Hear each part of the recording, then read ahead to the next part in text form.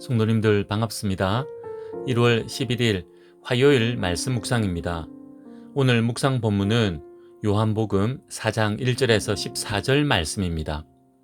오늘 본문에서 예수님께서는 제자들과 함께 갈릴리로 가려고 하십니다.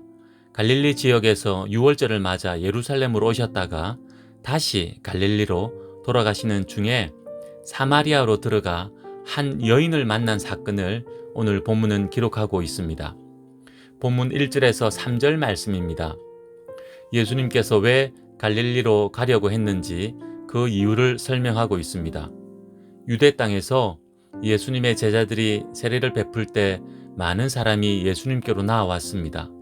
세례 요한보다 더 많은 사람이 예수님께로 모여든 것입니다. 이 사실을 바리새인들이 듣고 예수님의 행동을 예의주시하고 있었습니다. 상황이 이렇게 되자 바리새인들과 불필요한 충돌을 피하시기 위해 제자들을 데리고 갈릴리로 가시고자 한 것입니다. 유대 땅에서 갈릴리로 가려면 가장 가까운 길이 사마리아를 통과하여 가는 길인데 유대인들은 사마리아 사람들을 이방인 취급했기 때문에 사마리아를 통과하지 않고 요단강을 따라 둘러 갈릴리로 가는 것이 일반적이었습니다. 그런데 예수님께서는 제자들을 데리고 사마리아를 통과하여 갈릴리로 가는 길을 택하셨습니다. 여기서 먼저 유대인들이 왜 사마리아 사람들을 이방인 취급했는지 역사적인 배경을 잠깐 살펴봅시다. 솔로몬 왕 이후 이스라엘이 남과 북으로 나뉘게 됩니다. 그리고 북이스라엘 6대 왕인 오므리 왕 때에 사마리아는 북이스라엘의 수도가 됩니다. 이렇게 북이스라엘의 수도로 번성하다가 BC 722년경에 아수르에 의해 북이스라엘이 완전히 멸망당하고 이후 아수르는 북이스라엘의 지도층과 백성들을 아수르 땅으로 끌고 갑니다. 그리고 사마리아엔 아수르 관리들과 백성들을 이주시켜 살게 합니다. 이렇게 혼혈 정책을 폈던 것입니다. 그렇게 하여 사마리아와 북이스라엘 많은 사람들은 혈통의 순수성을 상실하게 되었고 신앙도 변질하게 되었습니다. 이후 남유다도 망하고 바벨론 포로에서 귀환하여 예루살렘 성과 성전을 재건하려 할 때 사마리아 사람들이 노골적으로 적대감을 드러내게 됩니다. 이후에도 알렉산더 대왕이 사마리아를 정복하고 마게도냐 주민들을 사마리아로 이주시킵니다. 로마가 다시 그 땅을 정복하여 행정구역을 재정비하게 됩니다.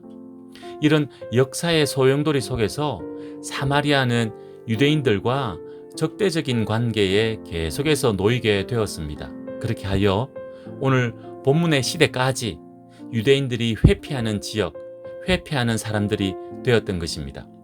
그런데 오늘 예수님께서 제자들을 데리시고 이 사마리아 땅으로 들어가신 것입니다. 본문 4절에서 14절 말씀입니다. 예수님은 유대 땅을 출발하여 6시쯤에 사마리아 수가라는 동네 야곱의 운물 곁에 도착하십니다. 여기에서 6시를 유대인의 시간 개념으로 이해할 것인가 아니면 로마인의 시간 개념으로 이해할 것인가에 따라 상황은 조금 달라질 수 있습니다. 유대인의 시간 개념으로 보면 6시는 낮 12시가 됩니다. 대신 로마인의 시간 개념으로 보면 그냥 6시가 됩니다. 물론 오전 6시인지 오후 6시인지는 결정해야 하지만 말입니다.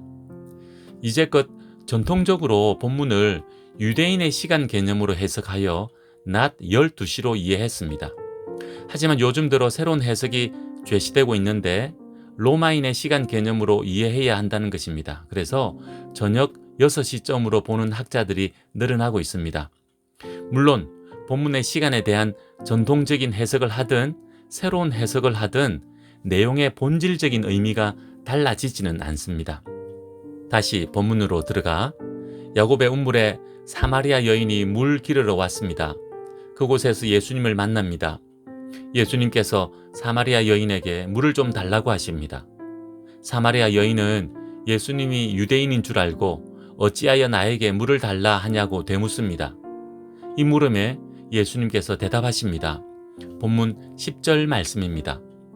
예수께서 대답하여 이르시되 내가 만일 하나님의 선물과 또 내게 물 좀 달라 하는 이가 누구인 줄 알았더라면 내가 그에게 구하였을 것이요 그가 생수를 내게 주었으리라. 이에 사마리아 여인이 또 묻습니다. 본문 11절 12절 말씀입니다. 여자가 이르되 주여 물 기를 그릇도 없고 이 운물은 깊은데 어디서 당신이 그 생수를 얻게 사옵나이까? 우리 조상 야곱이 이 운물을 우리에게 주셨고 또 여기서 자기와 자기 아들들과 짐승이 다 마셨는데 당신이 야곱보다 더 크니까? 예수님과 사마리아 여인이 대화하고 있는데 서로 자기 말만 하는 것 같아 보입니다. 예수님께서 물을 달라 하셨고 사마리아 여인은 거절합니다. 그러고는 예수님께서 생수 이야기를 꺼내십니다. 사마리아 여인은 당신에겐 그릇도 없고 운물도 깊은데 생수가 어디서 생기냐며 되묻습니다. 우리 조상 야곱이 판 운물을 오늘날까지 우리가 이렇게 먹고 있는데 당신이 야곱보다 더 좋은 운물을 만들어 줄 수 있냐고 되묻고 있는 것입니다. 목이 말라 물을 달라고 한 이가 자기 자신에게 생수를 주겠다니 기가 차서 할 말을 잃은 모습입니다. 하지만 예수님께서는 처음부터 의도를 가지시고 사마리아 여인에게 묻고 대답하신 것입니다. 예수님께서 사마리아 여인에게 다시 대답하십니다. 본문 13절 14절 말씀입니다. 예수께서 대답하여 이르시되 이 물을 마시는 자마다 다시 목마르려니와 내가 주는 물을 마시는 자는 영원히 목마르지 아니하리니 내가 주는 물은 그 속에서 영생하도록 솟아나는 샘물이 되리라. 예수님께서는 이 여인에게 육신의 갈증을 일시적으로 채워주는 물이 아닌 영원한 생명을 위한 영원히 목마르지 않는 물을 주시려고 했던 것입니다. 바로 예수님 자신이었습니다. 위대한 조상 야곱은 운물을 파서 육신의 갈등을 일시적으로 해결해 주었지만 예수님께서는 우리의 영혼의 갈급함을 영원토록 해결해 주시는 메시아이심을 말씀하고 있는 것입니다. 이후 여인의 반응과 예수님의 말씀은 내일 묵상 본문을 통해 살펴보기로 하고 오늘 본문을 통해 한 가지 묵상하기 원합니다. 인간의 영적 갈급함을 채워주시는 분은 오직 예수님이시라는 것입니다. 인간의 가장 중요한 본질적인 필요를 채워주시는 분이 예수님이십니다. 그 필요가 바로 영원한 생명인 구원입니다. 일반적으로 보면 사람들이 열심히 살아가는 이유가 삶의 필요를 채우기 위해서입니다. 의식주의 필요를 채우려고 열심히 일합니다. 정서적인 필요를 채우기 위해 인간관계를 맺고 사회적인 필요를 채우기 위해 열심히 사회생활도 합니다. 이런저런 필요를 채우기 위해 열심히 살아갑니다. 이렇게 해서 채워지는 대부분은 야곱의 운물의 물처럼 육신의 필요를 일시적으로 채워줄 뿐 영적인 필요는 조금도 채울 수 없습니다.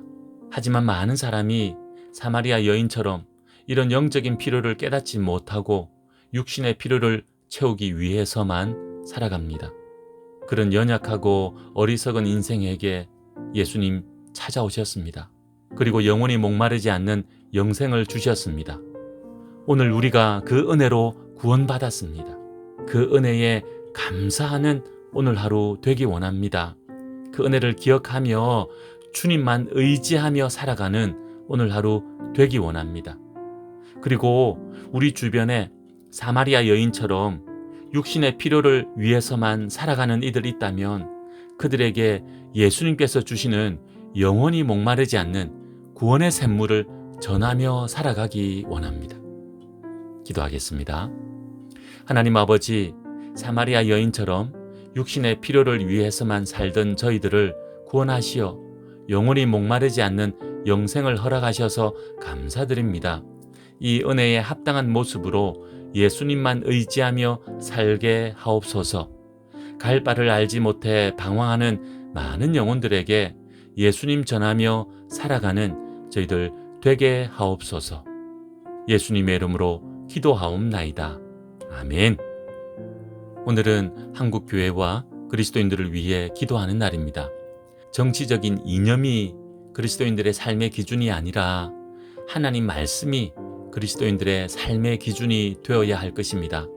물론 말씀을 어떻게 해석하느냐에 따라 삶의 기준이 달라지겠지만 이념에 사로잡힌 교회와 그리스도인이 아니라 하나님 말씀에 사로잡힌 교회와 그리스도인들 되게 해달라고 기도하는 오늘 하루 됩시다. 오늘도 믿음으로 승리하십시오.